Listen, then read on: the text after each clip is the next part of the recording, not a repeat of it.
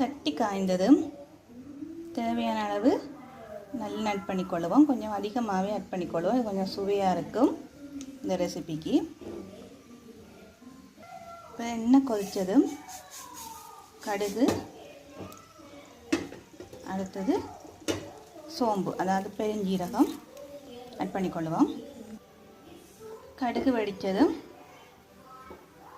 பொடிசாக கட் பண்ணி வச்சுக்கிற வெங்காயத்தை ஆட் பண்ணிக்கொள்ளுவோம்.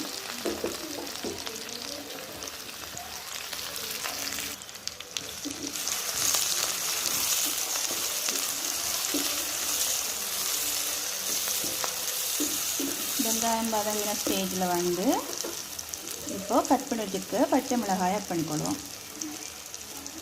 அதையும் சேர்த்து நல்லா வதக்கி கொள்ளுவோம். இப்போ வந்து உள்ளி பூண்டு பேஸ்ட்